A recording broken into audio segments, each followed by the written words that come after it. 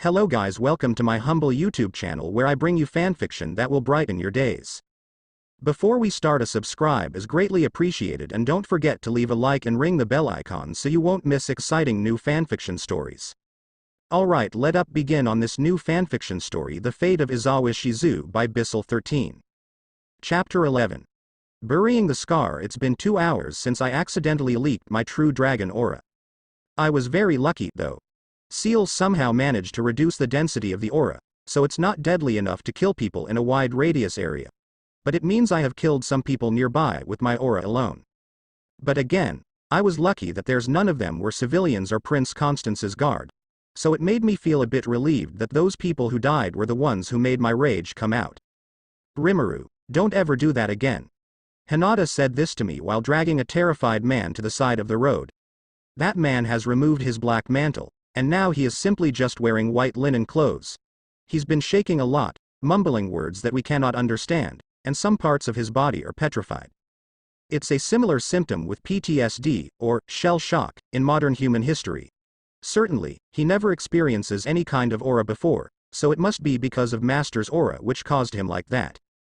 I feel bad about it. Is there anything we can do for him? I wouldn't do anything to him since he's one of the people who caused great pain for Master. Now I really feel bad about it. No, actually, in a sense, CL's right. This accident reminded me of the most painful day I ever experienced. It would be too good for him if I cured him.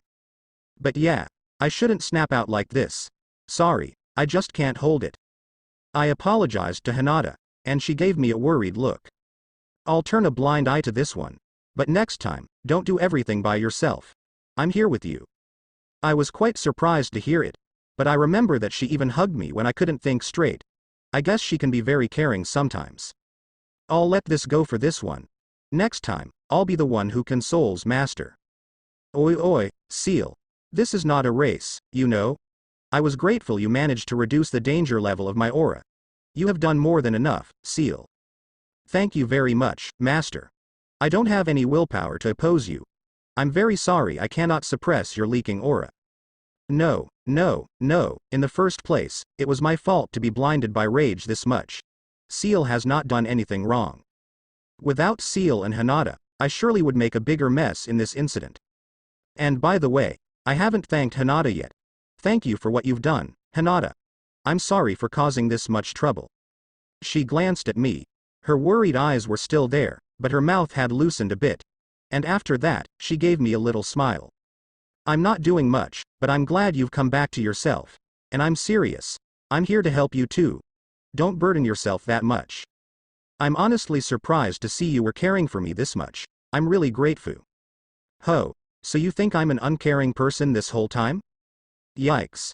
Her attitude has suddenly changed 180 degrees. Her face has stiffened up, her smile has disappeared, and her stares are deadly cold. Crap. Just when I get to see her soft side, I was careless. And no. I didn't mean it like that. I always knew you were a kind person. I just didn't know you have this much care for me, you know? She didn't look at me anymore and only replied, whatever.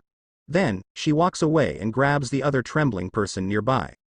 I can only sigh in relief because I didn't push her anger further.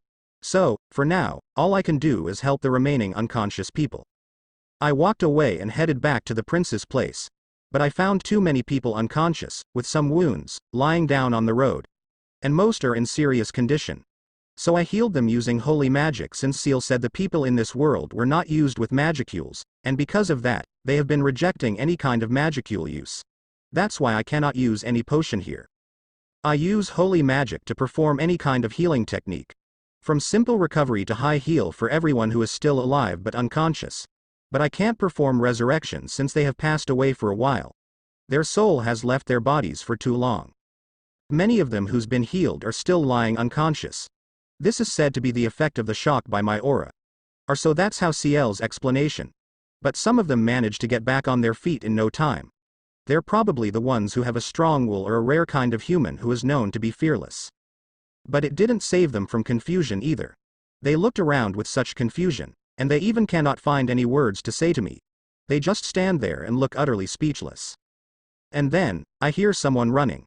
His sound of running is very clear, around with the sound of metals hitting each other. The people who have been conscious immediately turn their gaze to the sound direction. Then, appeared from the darkness, I saw Prince Constance arrive. He has short blonde hair, his face is gaunt, and he has big round eyes with a gentle look and white skin. He wears a chainmail, sabatons on both of his feet and spalders on his arms. On his chainmail, there appears to be a red cloth with a dragon picture on it. He seemed to be out of breath once he stopped and looked at me. But seriously, he looks pretty amazing. I haven't healed him, and he manages to get back on his feet on his own. Possibly because he has a part of Shizue's soul who's strong enough to resist magicules. So that's why. It's still pretty amazing, though. But I guess it's not the time to amaze by the sight. Prince Constance looks in a struggle to say something. But many seconds after, he still looks confused and speechless. So I decided to break the ice first. Greetings, Your Highness Prince Constance. My name is Rimuru Tempest. My pleasure to meet you. I'm sorry to have caused huge damage in this accident. Rimuru, Tempest. He looks puzzled, but more than that, he looks like he is remembering something. And I have given up on concealing my real identity. I have shown my power, so it's no use to hide the fact that I came from another world. Yes, Your Highness. My name is Rimuru Tempest. It probably wouldn't be good if I immediately introduced myself as an otherworlder. So I will bring it up once the situation has calmed down. I guess I have gotten better in common sense. My apologies. I still can't comprehend the situation. Are you the one who caused all of this? Including the Black Thunder? Oops. He's not wrong, but if I fully admit it, it would make me look like a bad guy. Well, I killed people, so I guess that remark doesn't wrong from a particular perspective. But I had no choice. It was an unnatural event, so there will be no reason which makes sense in this world's common sense. Yes, it was me. I'm very sorry for that. As I said it, I began to realize some people lying down on the road had truly passed away. I have really killed people in other worlds. A sudden feeling of guilt began filling my heart. But then, the prince started to speak in a surprisingly polite manner. No, it's unfortunate, but it can't be helped anymore. As far as I can see, you've killed many of our enemies. I'm fully grateful for your acts. He bowed to me. His words are sincere, but I can sense some fear in his attitude. It's no wonder, actually. Please raise your head, Your Highness. I've done terrible things. I cannot accept your gratitude for that. He lifted his head, and then he gave me a smile. But what comes next is a minute of silence. And he was still looking at me. His face somehow expresses a relieved expression. But afterward, his face becomes teary, and he bursts into tears. He didn't cover his face, so I could see his tears streaming down from his eyes. His head was bowing down again, but then, strangely, he knelt to me. I was so confused about why he suddenly burst into crying. But I think it's probably because of what I've done. He might be grateful for me to save him, but in my hands, there's the blood of his people. I think he might be scared too, and that's why he knelt to me. But turns out, now I'm certain you're a miracle I have hoped for. Thank you, thank you, thank you, Rimuru Tempest-sama. Huh. Wait. Why I became a miracle from his perspective? Does he seriously perceive my doings as a miracle? I burnt the place, damaged the surrounding, and killed people. Why does he see it as a miracle? I can't stand it, so I ask him. Please stand up, Your Highness. And what do you mean by miracles? I think I have done violence against your people. And I'm just an ordinary person. Please don't use honorifics for me. Don't be modest, Rimuru Tempest-sama. You and the young lady must be transcendent beings who are sent to this world. Those you have slain are not my people, Rimuru Tempest-sama. They are my enemies. He still refused to stand up. And worse, the already conscious people are starting to understand the situation and join him. Oh boy, I thought I would be feared, but it turns out it's otherwise. As I thought, Master didn't have to feel guilty at all. Seal says something rather comforting, but it feels wrong in some way. And in that sense, I shouldn't let this prince to knelt before me further. Prince Constance, please stand up. I think we have a lot to talk about this. I feel we made some misunderstanding. Then he lifted his head and asked, what kind of misunderstanding have I made about you, Rimuru Tempest-sama? First, that one. Just call me Rimuru. And the rest, let's talk about it in less formal circumstances. I understand, but is it really okay for me to stand up? Of course, I would find it troubling if you still knelt to me. After I said that bluntly, He immediately stood up. But not with the other people. Oi! You guys, please stand up as well.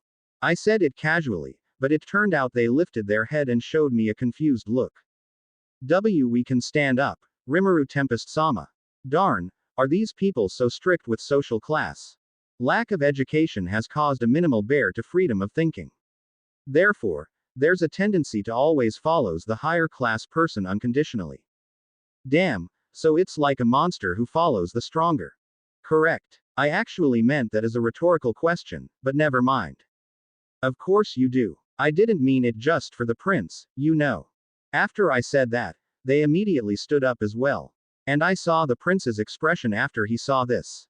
He looks like he has mixed feelings, I guess. All right, now allow me to say something. Stop calling me with honorifics, and you can just call me Rimuru. All of them are in surprised looks, while the prince has a troubled one. But then, if you insist, then you should call me with Constance as well. Oh, pardon me, I just forgot I haven't introduced myself properly, am I? The prince suddenly became panicked, but I just laughed it off. So, in the end, I asked him to introduce himself. My name is Constance Blaze, the second son of King Berteau Blaze of the Castland Kingdom. I'm also the second prince and the ruler of the Holgan Principality. My greatest pleasure to meet you, Rimuru Rimuru. He bowed gracefully while introducing himself. Some of the people who were already conscious were in awe of his manliness, or should I say elegance. If it were not for his mistake to almost call me by my full name, I would give him full remarks on that introduction. But now is not the time to think of such things. I'll have to respond to him and have some good talk. Now, are you sure I can call you Constance? No problem at all, Rimuru-sama. Hey, don't use any honorifics to me, remember. My apologies. Yes, you can call me by the name only, Rimuru. All right, that's settled then. And, why the other people have backed away. I was intended to ask for the names of the people earlier who were able to wake up pretty early, but they seem to back off and take several steps away from me and Constance. Am I doing something wrong to them? Rimuru, didn't you really know the etiquette? Etiquette? Of what? Well, it's not that I like it, but in this kingdom, if a person can call a royalty member without honorifics, they are considered equal with the royalties. And by equal with royalties, that means the ordinary people, or plebeian, shouldn't be able to stand near them without permission. But I dislike that etiquette. Constance gave me the explanation with an apologetic tone. It seems he understands right away that I dislike those things. Well, can I permit them now? Yes, but Rimuru, I didn't mean to be impolite, but, he looked to the civilians and guards who were unconscious, can my people wake up? I didn't see them have injuries, so I guess they are all still alive. But they didn't seem to be waking up as well. Oh right, he didn't have any knowledge about what would happen to his people. I completely forgot to explain it to him. Oh my, I'm sorry.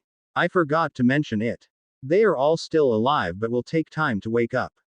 The ones who already wake up, however, are pretty special. Special? Could you explain it to me? You know, they have fainted because of my uncontrollable power. To put it simply, my leaked aura has put fear and pressure on people. But the more bravery or willpower you have, the better resistance you can do. So, they would be waking up based on how strong their willpower is. So that's it, but they will be all right. Yes, don't worry, but it will take some time before they would eventually wake up. I see. That's a relief. Thank you, Rimuru. But, he avert his eyes to the ordinary people, his people, who fell victim to such cruel violence. His eyes become wistful, but he looks at me again, forcing a smile. If you don't mind, Rimuru, I have to honor my people. I cannot save them, but perhaps I could start digging a grave for them. I cannot let them die like this. I'm sorry I didn't arrive on time. It's okay, Rimuru. I have mixed feelings about it, honestly. He paused a moment. I really dislike seeing my people live like this. I hate when I lose just even one of my people. But perhaps, in that sense, without them, you wouldn't arrive. No, it's actually, I can arrive much earlier. I can't hide the truth that I was actually able to come here much earlier if I didn't hesitate or thought such trivial things as appearing with teleportation magic. If only I had decided to aid him since the beginning of the convoy, I could saved more people or perhaps the entire convoy. But the most painful truth was I came here mostly because of him, not his people. My answer has made him silent. I don't know what he's thinking, but he is looking at me intently. I don't feel any moves from him, but somehow I can feel his eyes is looking at me up and down. I unconsciously averted my eyes from him and looked at the burning carriages and the dead people. It's not your first time, Rimuru. The sudden question was really breaking the ice. I don't know whether I was surprised by his sudden voice or the question itself. And when I saw him, he didn't look at me. Instead, he looks at the dead people. Yeah, I didn't intend to look pathetic, but judging from my tone, I guess I'm gonna look like that. Then, I guess I know what you feel. He averted his eyes to me again and showed a little smile. And I think I'm starting to understand what my people felt about it. I look at him in wonder. What does he mean? But looking at his face, he looks more calm than before. His expression becomes softer. Rimuru, you've done enough. In the first place, if you didn't come to save us, we would be annihilated. So don't look down on yourself. He walked closer to me, and then he continued. Thank you very much, Rimuru Tempest. His voice is tender. It feels like a breeze of air in my heart. I didn't feel any burn inside of me, but somehow, I felt like a fire had been extinguished. I almost didn't know what to say. But I knew I had to thank him too. Me as well. Thank you, Constance. I didn't think I deserve any gratitude. But if you feel better somehow, I'm glad for it. We both trade our smiles. And after our short silence, we both went to prepare the burial of his fallen people. We both started with gathering the corpse that scattered around the road, some even found inside the woods. One by one, the other people start to wake up. At first, they all showed a confused look. But after some brief explanation from Constance himself, they accept my presence. And after that, they started to help us gather the dead. Those who died are identified by the survivor. Some are their family members, friends, neighbors, and even work colleagues. I managed to obtain their names, and I intended to write them on the tombstone. I made a huge pit to be used as a mass grave. And before the remains are buried, the survivor takes some of their possession as a memento. Then, they shovel the soil to fill the grave. I made a huge tombstone, writing their names on it. Seal counted that there were 739 names written on the tombstone. But some of the corpses didn't have anything to be identified, nor anyone knew them. There are about 90 people who died without anyone knowing their names. It's pretty sad, so we made a different mass grave for them. We also took some of their belongings and put them in the box and buried it along with them, wishing that someday, someone might search for them. This place becomes their last place to rest. And I wish they have peace in their rest. The burial didn't take much time. It's still dawn. The sun hasn't risen yet. The survivor made a bonfire while Constance and I were discussing with the guards. At that time, Hinata also arrives. I still didn't know what she did to the survivor from the enemy side. She realizes she hasn't explained what she has done to the enemy to me, or rather, to us. And so after introducing herself and her relationship with me, she started to explain what she did. Basically, she intended to gather information from the remaining survivor of the enemy. She wanted to know who are they and what they after since they didn't look like a knight.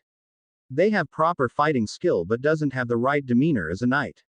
Their ruthless attack against civilians was a huge sign of difference from the normal knights since the mounted knight who also attacking were mostly ignored the civilians. But she didn't manage to obtain much information. They are too much scared to speak. They mumble unintelligible words and tremble. Only a few of them are able to speak their name and where they come from. Apparently, the rumors are true about Prince Terrace, backed up by neighboring nations.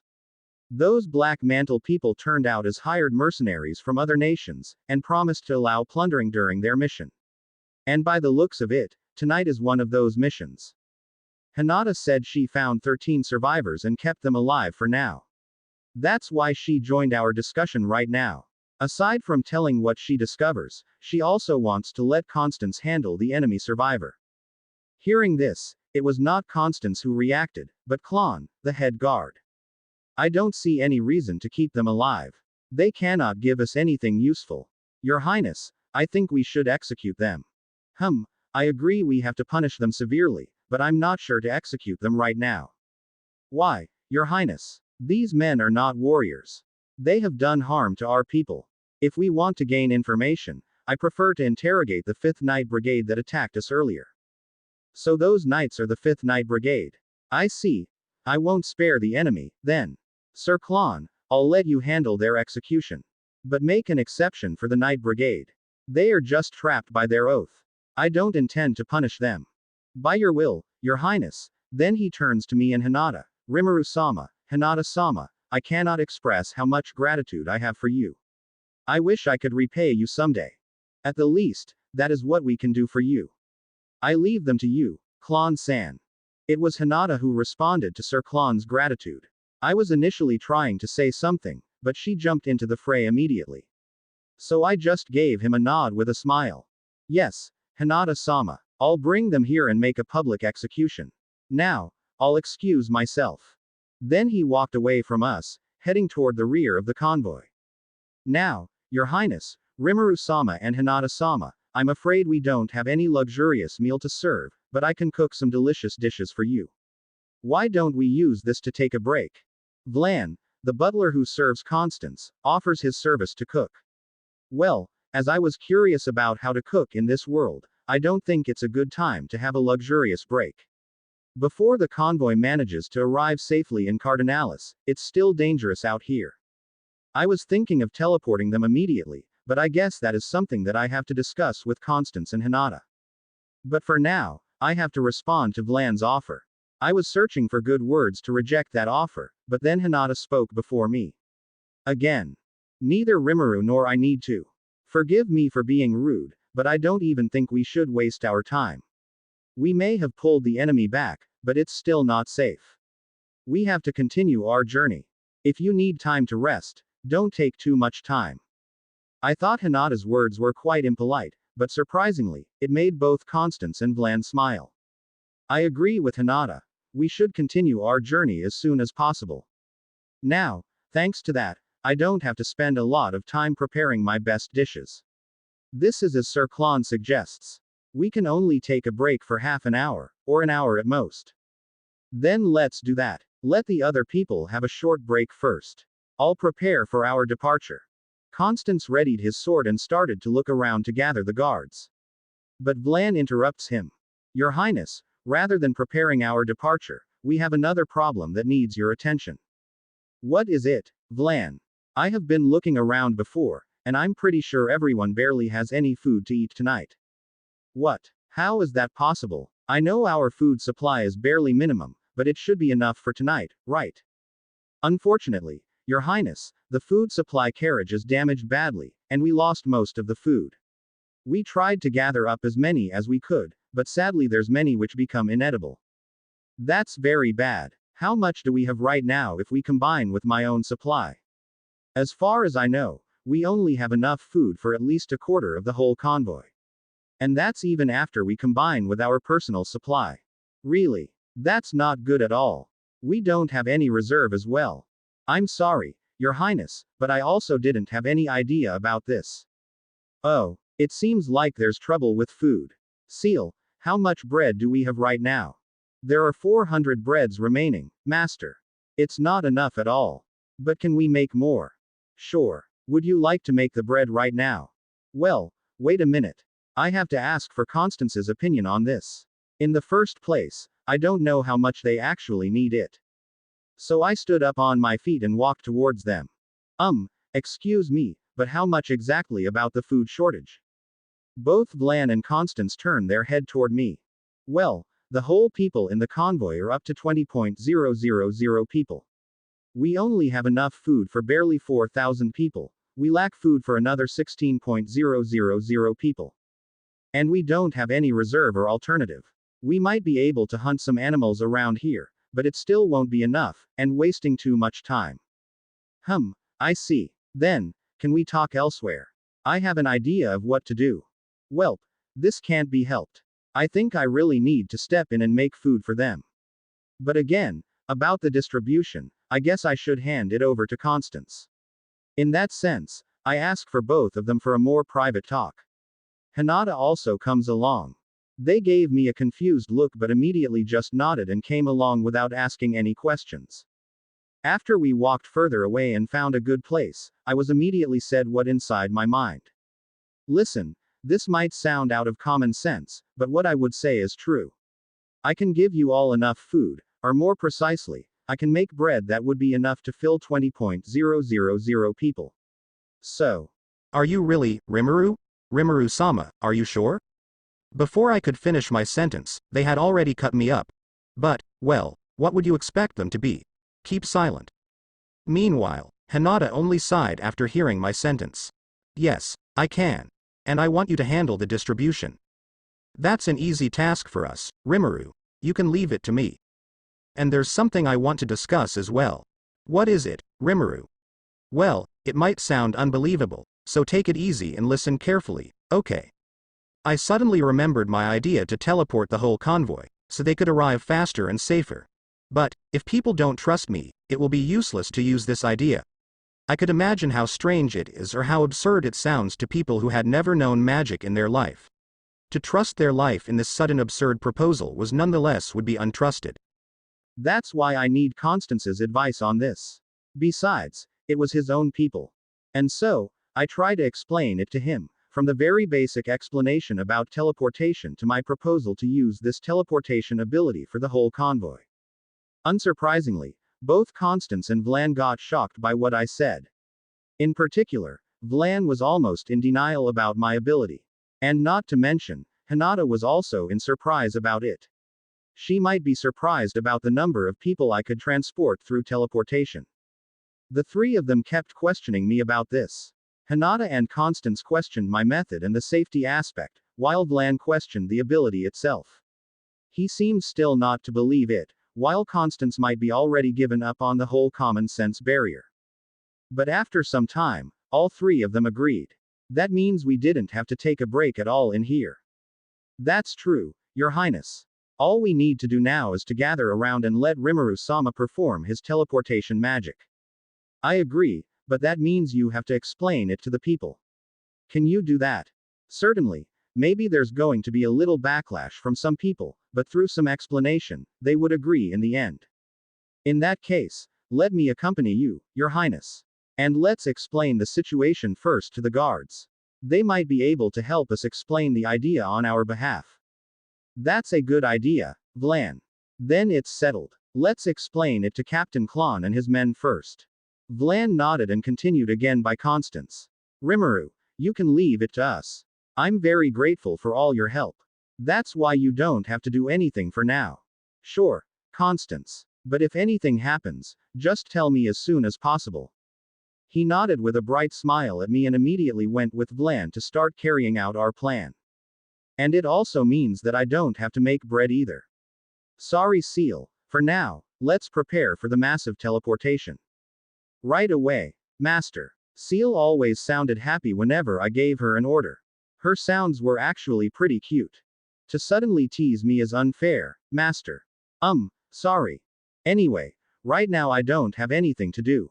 And here I am with Hinata, walking together to the initial place without any spoken words. She looked straight to the front without any expression on her face. I don't know what she's thinking, but it's clear she's thinking about something. We arrived at the initial campfire and sat there for some time. And at that time, Hinata suddenly spoke. Rimuru, can we talk a bit? What is it? Rimuru, do you understand the whole scale of what you've done? I nodded. Yeah, it's gonna be a big hassle, but it's already happened. So I can't turn my back now. Besides, I think by helping Constance, I might be able to help Shizue-san as well. That's what I've been thinking about. If we were going to help Sensei like this, there would be no end. What do you mean by that? Even if we could help them win this conflict, Constance is still gonna pass away naturally. And in that time, you know what I mean, don't you? I felt a jolt from this realization. Constance is going to pass away someday, and Shizue-san's soul won't be inside him anymore. And that means. Yes. This will be never ending, Rimuru. When Constance dies, Sensei's soul is gone to another place again. We can find them, but if we let them loose again then we won't be able to stop as well. The cycle of inhabiting a people is the nature of the soul. I have been thinking about this. You're right. But what shall we do then? We can't turn our back now. All of our effort until now would be in vain. Unless we. Wait. I suddenly remembered something, but somehow I didn't feel it was a good decision. But I guess Hinata has a right to know it. What is it, Rimuru? I remembered about something. No, it's actually someone. It's about someone who can travel beyond time and space before me, and her purpose is to collect the soul of someone she loved the most. I see. That's not a bad idea. No, it's a different case. Both of them are in deep love with each other. Did you get it? I get it. You worried about what Sensei might be thinking about you keeping her soul, right? Exactly. I mean, who am I to her? We have a unique relationship, but we're not lovers, Hinata. It's creepy to think your soul is being kept by someone who's actually nobody to you, right? No, it's not. Hinata raised her voice and immediately stood up. She glares at me intently, her eyes fired up, her lips trembling, and she clenches both of her hands. Anybody would realize it. She's angry. But why? Did I say something wrong? She immediately took her composure back and let out a short sigh. Then, she sat down again. Don't think Sensei is seeing you as nobody, Rimuru. Quote. Rimuru, at the time when she entrusted herself to you, she already saw you as someone special. I know for that one, but what? Do you think it's something natural to help her because you can? Do you think Sensei only asked you because she doesn't have any more choices? But that's the true. Listen to me, Rimuru. I don't know how much merit you've received from Sensei, but I believe Sensei is also receiving a lot from you. If you think she sees you as nobody, I believe we're talking about a different person from the beginning. So even if it's true that Sensei had no other choice than to entrust herself to you, in the end, you are the fated one for her. Her gaze is still fierce, as if she's stabbing my eye with her own eyes. There was no smile at all on her lip. I felt very intimidated. But that's not the worst.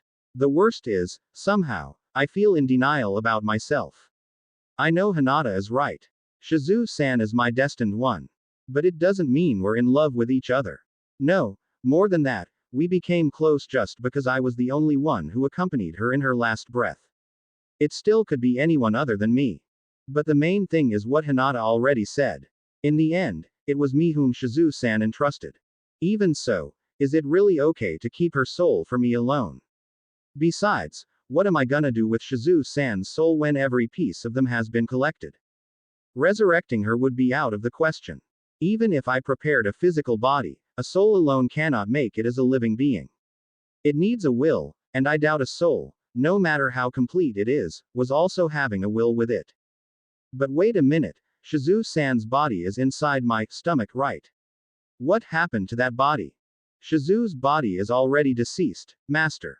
The simple explanation for it is there's no more Shizue's body anywhere inside of Master.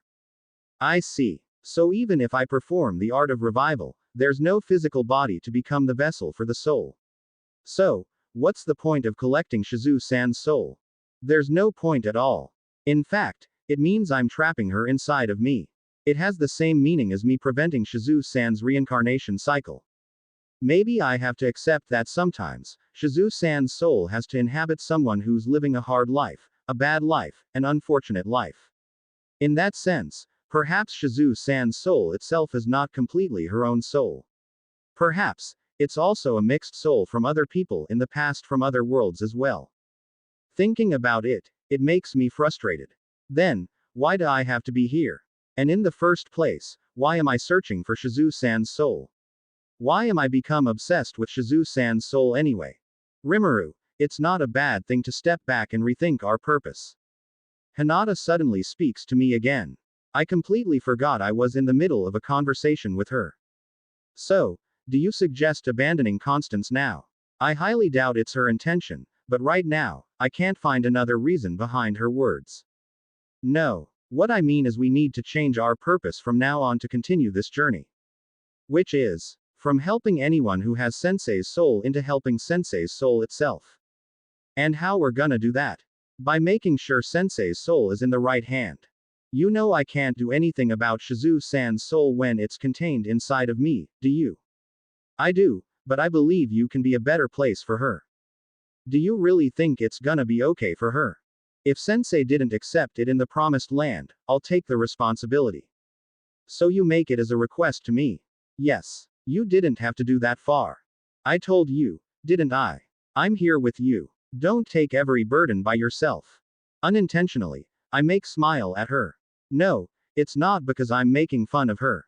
It's the otherwise. I was honestly happy by her words.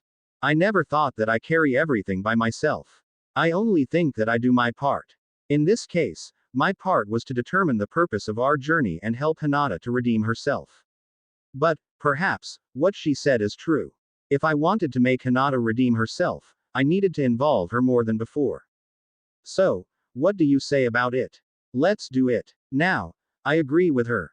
Our purpose has changed. We're no longer just helping anyone with Shizue-san's soul. We're going to help Shizue-san's soul itself by collecting them and saving them inside of me. Although I still have some dilemmas about cutting the cycle of Shizue-san's reincarnation, I want to fulfill Hinata's trust in me. Maybe right now, I don't have any idea what should I do to Shizue-san's complete soul once we collect all the pieces, but I promise to keep it safe and guarantee its well-being. Hinata. What is it? Thank you very much. She smiled gently at me.